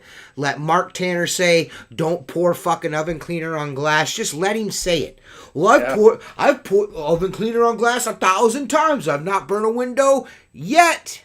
Yet is the key word. Well, yet. Wearing PPE when you're grinding a window. You know what I mean? In the window. You know what I mean? Yeah. It's like, let the experts talk about the it. glass dust hasn't affected my lungs yet. You know what I mean? Like, dude, you just there's nothing wrong. There's nothing wrong with being safe. The last thing I'm ever going to tell anybody is that I'm an expert in any of this. Mm-hmm. But I have educated myself a lot with it, and not just from the factual data standpoint, but from the psychological standpoint. And again, if you take nothing away from this other than just be aware and start making smarter decisions with the equipment you're using, the PPE that you're using, or using PPE at all, situational awareness. Don't get into that mindset that there's never been an accident, so everything must be safe. Just start thinking a little bit more, and you can call it mortality. You can just call it smarter thinking. There are, again, what we talked about with that guy that died, which I think we're on the same page with that. It hits home for me when I put myself in that situation where I've walked a pole. I've walked a 60-foot pole. And I wasn't thinking about what was out here. I was thinking about, I need to get to the next window. Oh, I wonder what my wife is doing right now. I can't wait to get home. I wonder what we're going to have for dinner tonight. Yeah. Or we're going to go out with friends this weekend. We're going to have a good time. Typically, when I'm walking a 60-foot pole around a building, I'm usually like, this fucking sucks. Inside my head, like, fuck, I hate this shit. Why do I do this shit? Jesus. I'm not walking it around a building. I'm walking it to the next window, maybe. I'm being facetious, of course. But again, education, situational awareness. Yeah, like respect, Gabe said. Yep. Respect for what's around you. So whether it's a fall from height, whether it's electricity, and then put some accountability either to yourself or to your team. If it's just you, give yourself some accountability and some safety culture. If it's your team, absolutely. If you're a leader, I don't care if you're leading one person or you're leading 100. You need to put some accountability on yourself that everyone that works for you needs to go Craig, home. It's not an option. Craig, every once in a while, Craig will drop a fucking gem. This cellular age, the loss of intuition is a thing. It's the truth. People are so not aware of their surroundings. And I mentioned this in my video. Like, just being aware. That is the very first step to being safe, is being aware of your surroundings. That is the first thing you should be thinking about when you get out of a truck to fucking bid a job, is how can I do this safely? If you are not thinking that when you are fucking yourself in the long run. Sorry for my language, but it's the truth. And going to what Craig said, you can't buy your way out of bad judgment.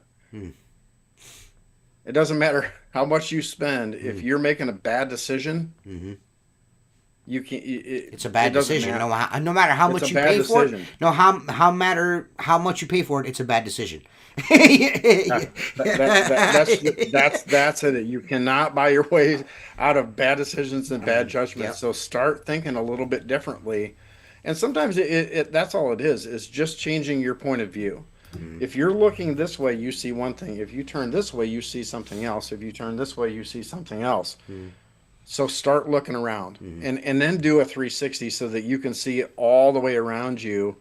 And I guarantee, like I said earlier, you could have had the same job for 15 years. And I guarantee if you listen to this, you start thinking a little differently, and you go out to that job, you're going to go out there and go, you know what? I never saw that. Yeah. I never saw that power line there. I never saw.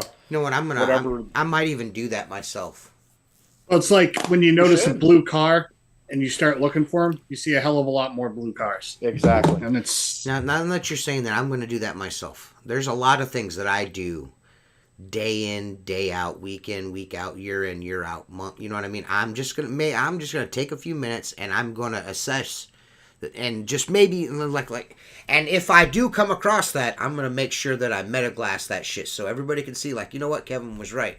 There's something here Well, and that I I've would been doing this love for it. all these The years. next job you go out to, if you start looking around and you find one thing, send me a message and say, "Look what I found." Yeah, I'll do that. I'll do that. Yeah, I mean, it's probably going to be scary the amount of stuff I'm Yeah, going to find. yeah, dude. To be honest Yeah. with you, Yeah, yeah. dude. Yeah, dude. Yeah, dude. Yeah. It's inspiring and me to when- have a conversation tomorrow morning before everyone leaves. Well, see, and that's what this is all about, man. Like I said, we like to have fun on this show. We're a jovial group. We like to bust balls and have fun and do the thing. But there is a time for this, and it's gonna be something that and I don't want guys to think that this is gonna turn into the instructional podcast or anything like that. All I'm gonna do is just make sure that people are aware. No, You and know what I mean? and Just to be keep- clear, I'm not shitting on good equipment and all the safety aspects that are coming with it. Good gear should support your awareness, not replace it. So you have to have that mindset going into it, Yes. and then that extra protection that you're going to get from that insu pole or the gloves or whatever it is that you're using, it's supporting your awareness. That's what you have to really focus on. Change your thought process, change what you're seeing. When I worked before we sold the janitorial company in '08, we had, I don't know, 160 employees. And so I had probably 15 managers that worked for me, and a lot of times the managers would have complaints and they would go in and they'd fix it, and then the next day they'd get a complaint in the same building for a different thing. And I would ask them, why didn't you see it? Why didn't you see that problem? And they would come up with a list of things. Well, this and that and this and that. No, simplify it down. There's one reason why. Simplify it down. And they could never really get to it. But the simple answer is you weren't looking for it. You had tunnel vision. You were going in to fix that problem, and you didn't see that one. So we get tunnel vision. We're going in to clean that window, and we didn't see that power line. I mean, you got to We're going in to think. You clean got to that think. solar panel. We didn't Yeah, see this. if you think about it, by nature, window cleaners have tunnel vision. You know what I mean? Yeah, absolutely. That's our focus is like, oh, this has got to look pristine. You know what I mean? So everything around it at times gets overlooked. You know what I mean? So it's super easy to become complacent doing what we do. Super easy. Super easy. And here's the other thing. I guarantee you, if you start becoming super critical of safety in your sales pitch, when you start talking to potential customers about your safety protocols, we see it especially with solar. When we talk about all the safety protocols that we have in place, the majority of people say we've never even Thought about seen that. anything like that. Yeah. Nobody has ever brought that up. Yeah. We just signed a big a 3-year potential 5-year contract, so it'll be for window cleaning, so it'll be somewhere between $156 and $260,000 contract. And one of the things that I was very, very specific on was the safety aspect of it.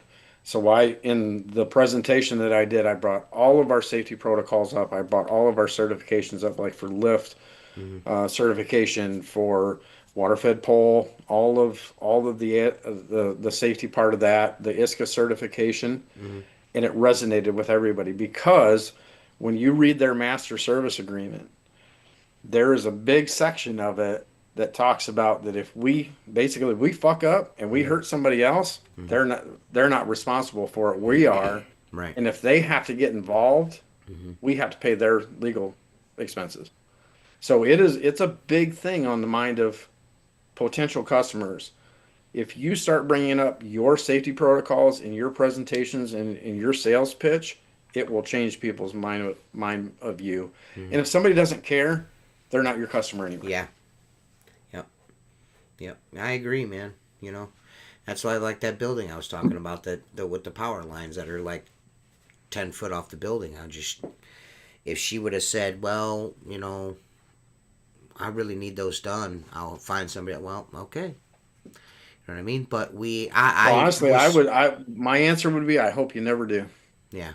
Well, I you really know hope you know. I don't know how I would have handled this situation had she said I'm just gonna find someone else. But when I said that to her, she's like, I never thought of that.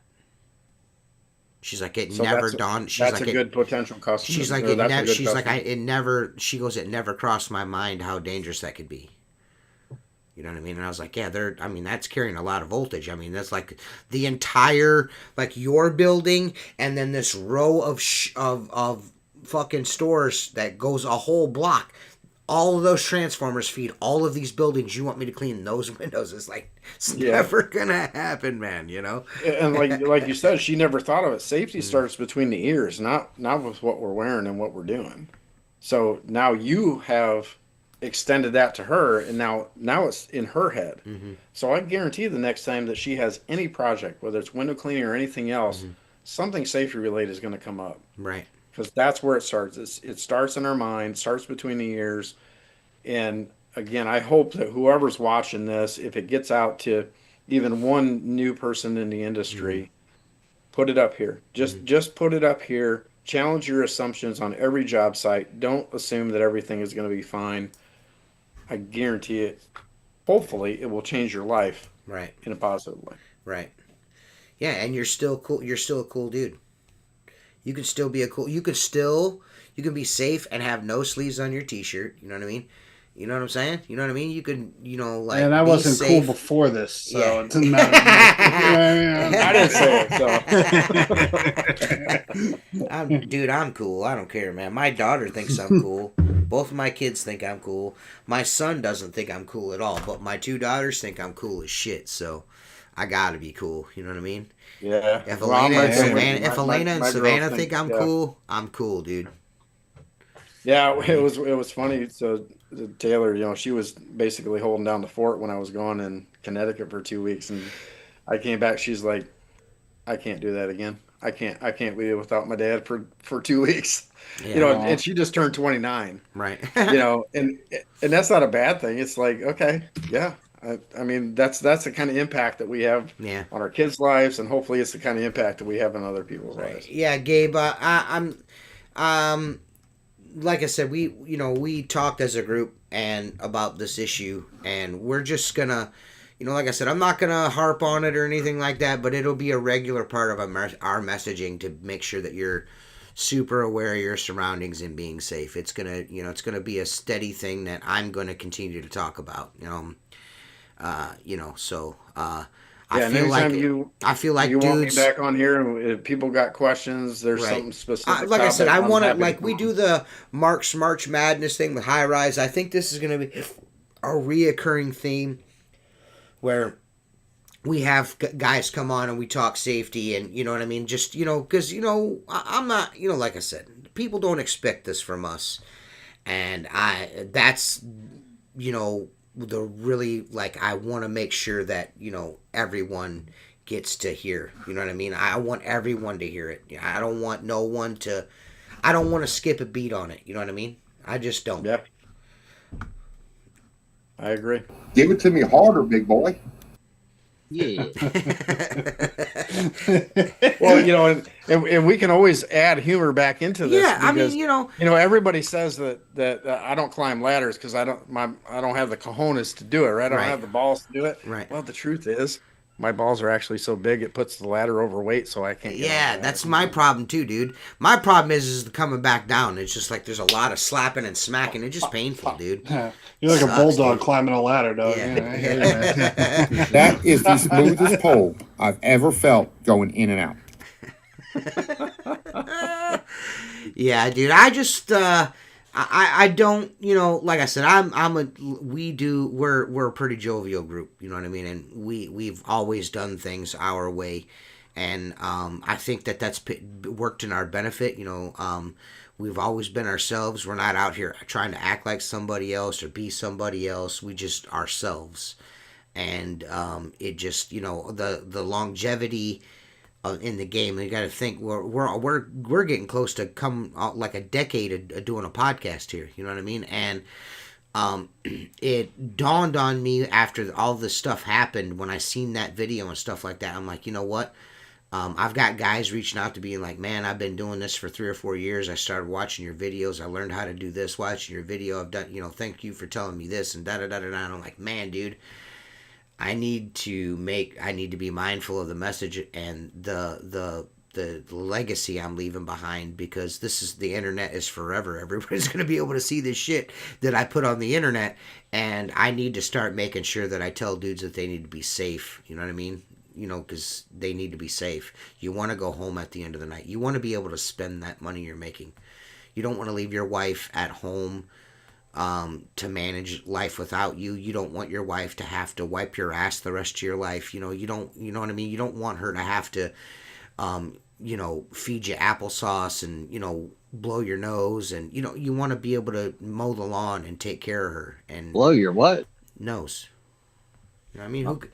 You know what I mean? If you ain't got no arms, how you can't hold a rag, motherfucker? It's just, You know what, Tim? I don't like your attitude. I don't have that. I knew where this pervert was going. I knew it, yeah. Tim. Hey, Tim, I got a question for you. Where'd that song come from that you're playing everywhere? It's just AI, dude. Oh, that's tomfoolery? Yeah, I didn't sing it. Oh, who wrote it? AI? I did. No, I wrote what I wanted to put in it, because you can't. Okay. It's not going to come out with the shit. You know what I mean? Yeah, right. So, Oh, okay, that was pretty cool, man. I liked it, man. It was pretty cool. yeah. Are we going to do a fantasy league this year? Yes, the Squeegee Life Fantasy Football League we're doing it again. We're doing it again, guys. I think this year, the old T-Squeege is going to have some kind of trophy or something made up, dude. I think the champion. I need something. So. Well, you're saying you need a trophy? I'm the defending champion, bro. Seth, are you down? Are you down, Seth? Yeah, I'll kick in some cash for a trophy. Oh, okay. No, I'm saying, do you want to participate in the league? Oh yeah. I have my. I think this time my company league in this. I think this is what I'm gonna do. How much do you think the buy-in should be? Keep it easy, like 25. Yeah. 25 bucks. $25 a guy. If you can't pony up to $25, how many slots are we gonna have? What do you think's the right size? I think anything more 16? than 12 is. No, 16 is insane, dude. 16. You can't even 12. can't put a roster together that 12. way. Let's Gotcha. do 12. We'll do a 12-man league. 12-man league. $25 buy-in. And should the money go to the winner or to a trophy? I think it should be a trophy that you got. Let's leave it up to the participants, and we'll decide. Yeah. We got to get a list of who's Thanks for playing stopping by, Gabe. Appreciate you, man. Once there's money involved, I'm gonna lose. So That's usually how it works. Craig said he's in. The Montreal Expos were his favorite football team. Perfect. Oh, great. I'll take your $25 right now, sir. Did you see ESPN bought the NFL Network? I heard about that. Yeah. Crazy, man. You Crazy. see ESPN? They're saying the Red Zone. Doing all the. Well, they're saying Red Zone's They're doing all the. Go ahead, Tim. I'm sorry, buddy. Go ahead. No, They're go, doing Tim. all the WWE pay-per-views now. They got that contract too. Who does? So ESPN. they got all the isn't that WWE. Disney though? No, it's ESPN is Disney. ESPN is. Yeah. Yeah, but Peacock has all the pay-per-views now. Oh. But now ESPN, and you can't watch ESPN. Isn't that a just monopoly? that. You gotta have fucking Yeah, you can Fuck watch yeah, ESPN. You dude. can watch ESPN Plus. No, but you can't get like the pay-per-views and shit unless you're a subscriber to cable. You get what I'm saying? You got to be a subscriber somehow. They're to not cable. forced. Then I'm not watching that shit. Then Right. I'm not watching. I mean, I don't watch wrestling. I watched the WrestleMania. Wrestling. What's the wrestling? Which WrestleMania was it that Undertaker lost? That's the one I watched, and I was like, this fucking shit's stupid. Yeah. How you gonna have him? How you gonna have him Yeah. go undefeated for like what 25 years of WrestleMania, and then the one I watch he loses? You know what I mean? Like what the fuck? That's the one way that I can describe to people how old I am is I remember the original WrestleMania. Oh yeah. Oh, I do too. I watched it. Yeah. Okay, when was that? Giant. Yep, Andre the Giant. 84. Yeah, 84. 1984. Dude, those were the days. I like me some wrestling shoot videos like on YouTube where the old wrestlers talk about like old wrestlers shit. Those are the most entertaining The videos. honky talk bands. Yes, the honky talk bands are the most. Yeah. Dude, that motherfucker just don't give a fuck. Dude, his shit is great, dude. I love that. Yeah. If you can watch a wrestling Him shoot and- video of the honky talk man talking about shit, watch it. It's it's the best shit ever, dude. He'll tell you why he didn't drop the title. I miss when there used to be like regional wrestling leagues. Like I remember growing up down south when there was like Atlanta-based like regional like wrestling. Georgia Like, you Championship. could only kind of see it, but yeah, it was weird. Yeah. Right. I remember that. Well, Jason, don't be Georgia talking Championship shit came about to Cleveland, dude. We ain't even played a game yet, you prick. Cleveland's gonna do all right. I got a bet on Cleveland, so I'm rooting for Cleveland. It's all good, man. It's all good, dude. It's all good. Everybody's taking Flacco. I'm taking Flacco. I in don't the even fucking care about fantasy the draft, offense. I I don't care. I don't care about the offense. Our defense gonna be fucking nasty. Watch. Well, Watch. and that's what I say, that safety trumps all. If a Pittsburgh Steelers and Notre Dame fan can come on and talk with and get along with Ohio State and Cleveland Browns fans, anything can fucking happen. Wait a minute. You're a Listen, Pittsburgh Pittsburgh- Steelers fan? Oh yeah. What a fucking Oh, fuck. douchebag, dude. What the fuck? You're from What a Michigan, fucking bro. douche. Yeah, I got Where's your terrible towel? Yeah, dude. How can you not be a Lions fan? What a fucking dirtbag, dude. Kevin is you're not cool now, dude. You get that shit off my screen, dude. It's That's a terrible, shit dude. He hates Michigan. That's Fuck terrible, Michigan, dude. bro. I miss you and Shof going at each other about Pittsburgh. Oh, I and, hate, dude. Cleveland. Shof, yeah, he was it's such a dick inexcusable. about it too. It was funny. It's inexcusable, man. I just can't. He's like my grandfather. Well, he lives in Akron, which is really close, I guess, to Pennsylvania. So he get this. For some reason, they feel like It's really close to it's Cleveland too. No, that's just Well, winter shit. That's just winter We shit. got some really good friends that are from Philly and Philly and Pittsburgh fans. I mean, it's like a big rivalry there. So yeah, it's interesting how that Pittsburgh fans that are whole losers, dynamic dude. could go. My grandmother and grandfather were diehard Giants fans because they were watching football before the Patriots existed. So Right. legit, legit. Yeah. Like, the only games you could get were Giants games here. Right. Hey, cheapest ticket this Ohio State Texas game is $500 right now. I don't Sitting care. in nosebleeds. I don't This care thing's about gonna be college huge. football. College football is Bro, we got college football is That's it. semi-pro now. That's all it is. It's just That's semi- all right. We live like 25 minutes from Notre Dame campus. Uh-huh. We used to go to games every year, and I don't know if I'll be able to get tickets this year Hey, because it's unreal. Craig said Akron is really close to the gayest bar in Akron. Where do you Craig. think they're going to be in? What conference do you think Notre Dame's going to? Because ACC's imploding right now. Like so, in football, I don't think they're Yeah. ever going to go to a conference. they're going to have to. That's where it's going. They have to. You get what I'm saying? Like ACC yeah, I mean, is it's hard. ACC is going to be dismantled by the end of 2026. It's going to be like Because they're in the fucking Miami ACC and shit. for basketball, baseball, all everything, basically all the other everything but sports. football. Yeah. So they are I mean- probably going to end up in the Big Ten. Well, it'll go to the highest bidder. I can Yeah. guarantee you that because Well, all Notre the Dame- rivals are in the Big Ten. Notre Like Dame's it- just like it not. or not. Notre Dame's just not good enough anymore to be rolling around playing football like they used to. Just take all the fucking. We'll play everybody. They're not that good. Bro, they signed that contract right after the '88 season, I think. You know what I mean? Right when they were still relevant. Yeah, now You they know? just suck. You know what I mean? I don't know. No, Didn't we were they- in the championship game. yeah, last they just year. played. Yeah, they just played forget. Michigan, right? What happened? Honestly, it'll be whatever conference. They were there. What happened? Like them or No, not, I'm Oh, saying- they were the first Tell loser. us about First loser, dude. Losing's losing, like it or brother. not, Notre Dame commands cash. If anybody knows anything about losing, it's a Cleveland Browns fan.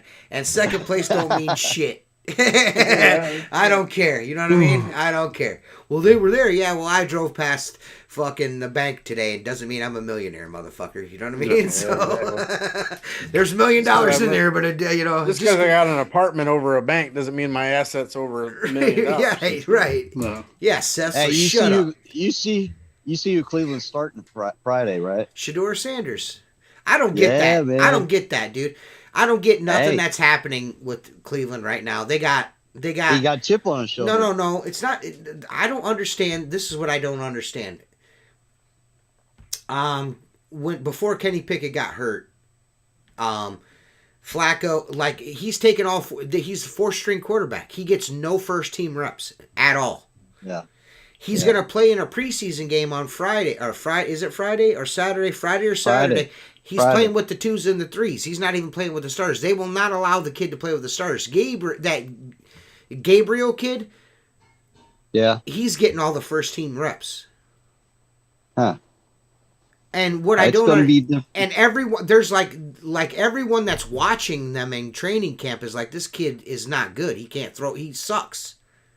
He's not an NFL quarterback. I don't understand. I don't understand what's going on. I mean, he was sub 500 in college. So I don't really get. I mean, he's got a rocket for an arm. He's mobile, but he's super short, and that shit just don't work in the AFC North. Steelers got Aaron Rodgers this year. I don't even know where football's going. Well, I don't get it either. But like I said, in the AFC North, you can't be 6 foot tall. You got Cleveland's got 3 young quarterbacks. 2. Cleveland or 2. Pittsburgh's technically. has got a young quarterback that's got he's going to be good. Who? You guys going to have a quarterback? Howard. Well, hopefully Howard's good. The plan is for him to sit behind Rodgers like Rodgers sat behind Favre. Yeah. But he's only going to be there a year, dude. Yeah, he's not going to be there long. He's just there to mentor. That's why they brought these. Maybe has a year left in him. I don't think he's going to make the whole year. None of that I'll shit take a matters. loss on him if he plays all 17 games this year. None of that shit matters. You got to stop Baltimore this year. It doesn't matter. Lamar stop Jackson. Baltimore. That's all I got to say. Lamar Jackson is the fucking truth. Yeah, dude. I mean Baltimore. That dude's the truth. They've always been the problem. If they could just get their defense, if they had a half the defense they used to have, Lamar Jackson is the truth, man. They need to get Ray Lewis back as the defensive coach is what they need to do. Yeah. Then they'd be unstoppable. I'm Could ready you for imagine football, man. Ray Lewis on the sidelines? He was too short too. Man, headbutting people. Just like, Ray Lewis on the sidelines would intimidate the other team. More or less he got crushed in Cleveland. AFC North football is different. If you watch it, if you're an AFC North fan of any of those 4 teams, it's different. It is. I'm not a fan of any of the. I'm a fan of the division. You put those 4 teams, including Cleveland, because they have a good defense.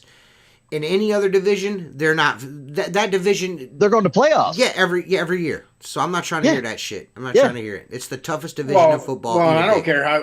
Again, I'm a Steelers fan, definitely not a Browns fan. However, the games that I fear the most are when we play Cleveland, because if nothing else, they're out to spoil somebody's season. Dude. Do it every time. Dude. Every time they will do it. Yeah, they beat each other up. AFC North, NFC East, and NFC sometimes the NFC Is West. the NFC East the Cowboys division? Cowboys. Cowboys. That's a shitty division. Cowboys. That's a shitty division. No, it ain't. Cowboys, Eagles. Redskins. Giants and Eagles have won like what?